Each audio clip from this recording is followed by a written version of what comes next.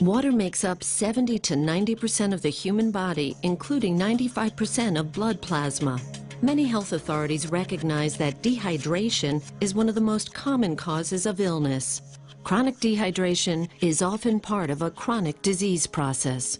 Healthcare costs are spiraling so quickly that the Healthcare Financing Administration predicts that by 2030, Americans will pay over $16 trillion per year.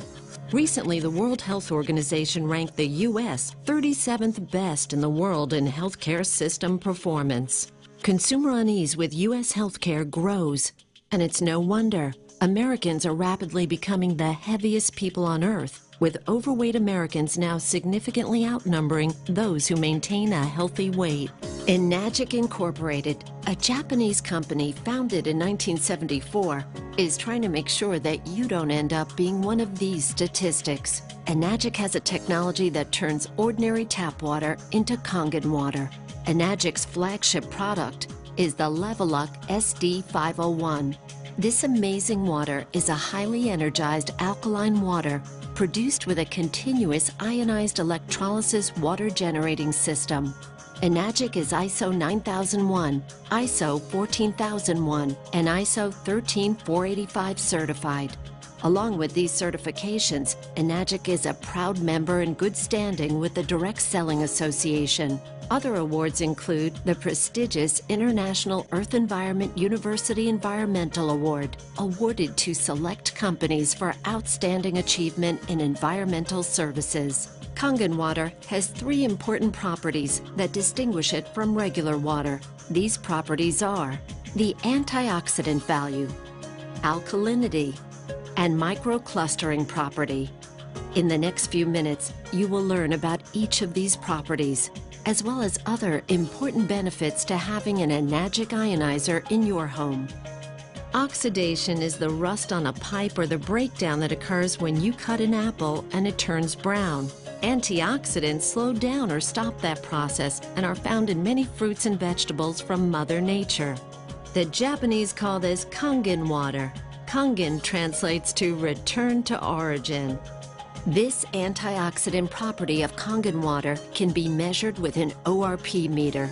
This digital meter measures the oxidation reduction potential.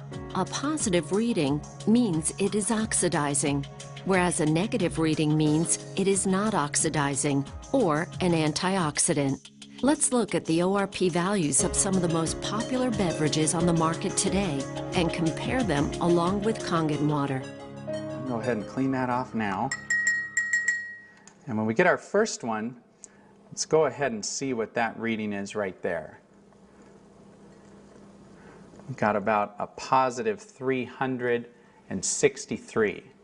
We'll go ahead and go into the next one here. Let's get that all cleaned off. Bring that right there. And let's see, what are we getting there for a reading? A positive, what, 292? Pretty good. 296. I think we're going to go over 300. So we'll go ahead and we'll go to the next one there. Now remember, these are positive numbers.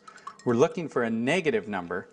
So this means that all of these are actually oxidizing substances to our bodies. So we'll go ahead and we'll go in here to the vitamin water. And we've got what? A positive 214. We'll go ahead and put that back in the clean water. Now we'll get over here into the Dasani and we'll see where the Dasani registers. Now the Dasani is a positive 100, 168, 172. As you can see, it's continuing to climb. We're going to be over 200 here in a moment. That's going to continue to go up. We'll go ahead and just clean that one off. And we'll come back here and we'll check the Aquafina. The Aquafina, we've got a positive, look, it looks like about 150 thus far. It's going to keep on going. We're up to about 180. And I think as we sit and watch it, it's going to be the same as the Dasani. It'll continue to climb to over 200. We'll Go ahead and bring this over. In fact, I'm going to skip and come right over to the tap water, and we'll come back and do our Kangen water. Now the tap water has a positive 300, what is that number now? 325, 334, over 350. I think we'll find that'll continue to climb to well over 400. And as we sit and watch that go, I think you're going to see that it will. So we'll go ahead and we'll move on to the next. We're going to come back now and let's see what the Kangen water, the 9.5. Go ahead and put this in here. Now what we're looking for here is a negative number, and I think you can see right now we are at a minus 349, minus 350. You know, we're riding right around the 349, 350. So minus 350, that is a huge change. Enagic ionizers producing Kangen water had the only beverage with a negative reading and the only one with a powerful antioxidant property. In its natural, healthy state, the human body is slightly alkaline. The majority of beverages being consumed today are acidic. To help yourself maintain alkalinity, you should drink less beverages that are acidic like soda and bottled water, and more beverages that are alkaline. Kangen water is your best choice. Let's look at the next property, the alkalinity. Let's go ahead and test the pH of each of these drinks. Now the pH is done where we use actually pH test drops. And these test drops are actually the same drops that you would use to test the pH in a pool. And we're just going to put 4 drops into each of these glasses. Now the pH scale ranges from 0 to 14. And what you want is you want to be on the high side. You want to be as high as you can get. You don't want to be on the low side. So we're going to go ahead here. We're going to stir these up. We're going to stir up this first one here, the Sprite. And you can see on the, basically on the low side of the pH scale, you've got very, very, an orangish color, which is what you don't want. You get into here to the vitamin water. I thought vitamin water was supposed to be good for you. Well, it's got a very low pH to it. We get in here to the reverse osmosis waters. This surprises a lot of people when they actually see this reverse osmosis water. You go to the store and you buy these bottles and you think that it's really good for you, but yet you can see it just doesn't have that much of a pH value. Now this last glass, this is the tap water. Now this tap water here is, it's blue. And some people get excited about that because actually the pH value of this compared to all these other drinks is much better. Much better. But what they don't tell you is that the federal government mandates that tap water be at least 7.0 in pH. And so because of that, they use various chemicals, lyes, and anything they have to put into that water to get it to go to here. In fact, a lot of times when you filter this water, you will actually see that the pH values come back to this range once some of those chemicals are filtered out. So let's see what happens when we actually take some of our 9.5 water here and we just mix a little bit of it right in. Look what we just did to that tap water. We changed that tap water and we took it from an acidic, or actually it was a somewhat neutral state, to a very alkaline state. We're going to do the same thing over here to the Aquafina, and it very quickly turns purple. You can see that. Here we go again. We're going to get it to go purple just by mixing in some of our water. Now these other 3 over here, I actually want to, I want to go ahead and use our water, our 9.5 water, and I'm going to pour it directly in. Now watch what happens when we do this. Isn't that amazing? We're not getting any color change at all. In fact, if I go over here, we're not going to get any color change in either of these drinks. They are so acidic that it's actually going to take anywhere from 25, 30 cups of our water, of 9.5 pH water, when we mix it into these other waters, or these other drinks, to actually get it to go neutral. In fact, I'm going to show you that because this is so potent. I mean, look at this soda here. This soda is so potent that if we just take a tiny bit and put it right into one of these cups, it immediately takes away the alkalinity of these. I mean, take a look at that. It is just, it's absolutely gone. And so very, very quickly you can take an alkaline substance and turn it into a very acidic substance The body has a truly remarkable and complicated water regulating system that rations water when it's in short supply, until it receives unmistakable signals that it has access to an adequate supply. The problem is that some organs, like the brain, are higher on the priority list for water than others. Symptoms are the result of stressed organs that are dehydrated. This is much the same type of signal your car would give if the cooling system were overheating while climbing a steep hill. In both cases, if proper measures are not taken, a breakdown can occur.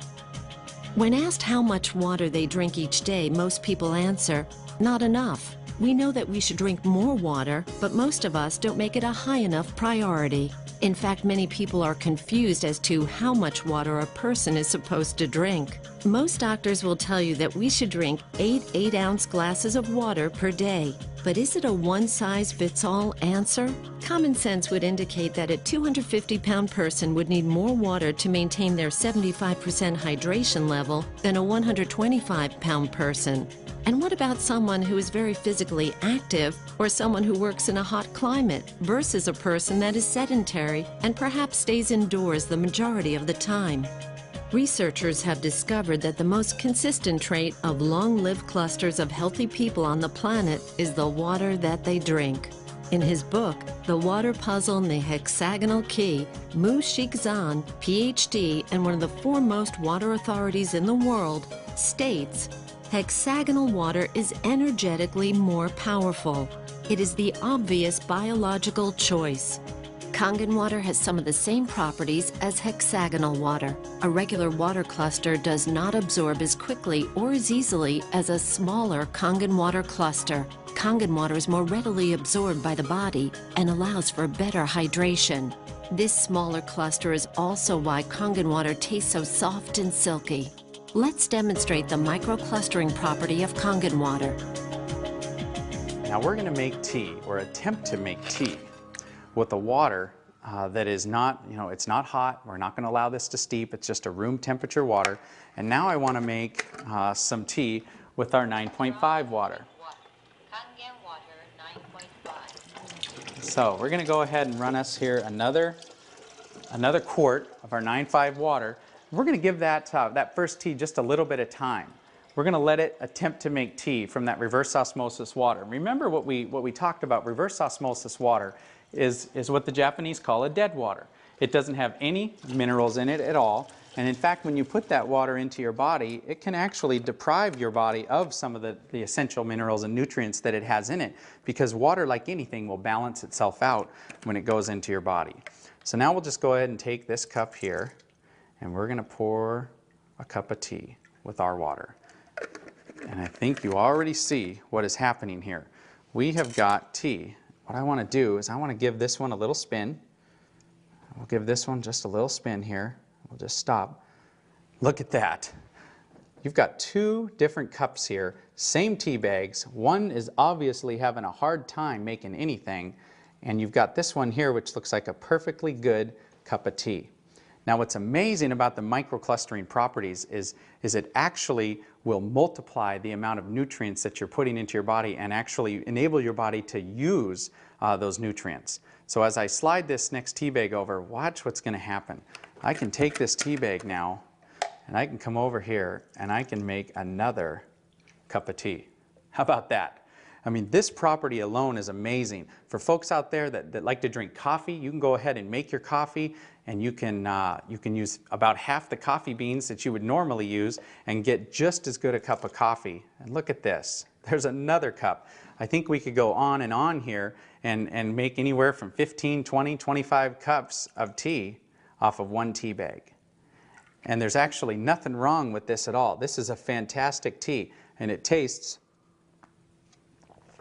exactly like green tea should taste, and yet it's just regular room temperature water.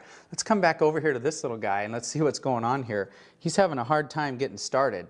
I don't know too many people that would actually want to drink that cup of tea, but take a little look though. I don't think there was anything wrong with the tea bag. The problem was the water. Many healthcare experts now recommend that you drink a minimum of 1/2 of your total body weight in ounces of water each day. One reason that people don't drink enough water is that all too often water just doesn't taste very good, so we drink other beverages instead of plain water. Unfortunately, many of these beverages are polluting our internal environment and reducing our body's thirst mechanism in the process. This problem has led to one of the largest new industries in America, the bottled water industry. Let's take a look at just one company to see what's happening in this growing industry. Coca-Cola has 30 plants across America bottling their Dasani water.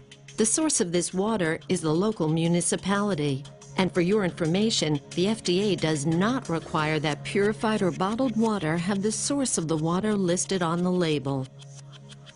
This filtered water is then placed into plastic bottles and shipped all around the world. But even if this were the answer to our drinking water problem, it just created another major problem: plastic bottles overrunning the landfills of our nation. The bottling companies want us to believe bottled water is the answer to our water problem, so that we will continue to buy it. Bottled water has now become the second largest beverage segment behind soft drinks. Bottling companies are even trying to make consumers believe by having the word water on the label somehow makes it good for you. Having an enagic ionizer in your kitchen when you're preparing food will transform your meals from ordinary to extraordinary. From washing your fruits and vegetables, cooking, baking, preparing soups, and more. When you cook with Kangen water, it will bring out the flavor of all your ingredients. You can also remove chlorine from your water and keep it out of your food as well. Everyday Kangen. Let's prepare some vegetables and take a look at what's being found on our food and in our water. In this jug, we have an 11.5 pH water that comes out of the machine. When we come over here and we set it at the 2.5 setting, we actually make an 11.5 water. And just to show you what it looks like any other ordinary water. What I'm going to do here is I'm just going to go ahead and fill that first cup up. Just pour that right there. And now for the second tomato cup, what we're going to do is I'm just going to go ahead and use just some regular bottled water, because I think a lot of us are starting to learn. I mean, it doesn't take a genius to see what's being talked about in the news, all the different chemicals that we're finding in our tap water. And so now let's remember that this one on the left, we're going to set this right here. In fact, I'm going to put this jug right here so we remember. And this one on the right, we're actually going to test the chlorine, the amount of chlorine that we have in this tap water. So we'll put 4 drops there. We'll go ahead and stir this up. And that yellow color, you can see, is a ton of chlorine. That is a lot of chlorine. And of course that chlorine's put in there, I guess, to protect us, but I certainly don't want to put this chlorine into my body. But here's what happens when we go down to the store and we buy a fruit or a vegetable or whatever it is, and we decide to wash it off. We would normally put that right under the tap. Well, we're going to show you what happens when you do that. Now we're just going to give this a little stir, just like we would. And if you do that, watch what happens here.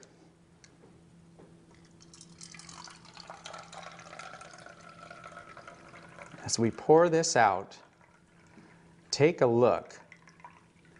What happened to that yellow chlorinated color? You know what happened. It's gone. The reason it's gone is it absorbed right into the onions, which now, of course, we're going to eat. I just put more chlorine drops in there to see how much chlorine's left in that water, and there's none. So let's go back now to these tomatoes, and let's see what's happened.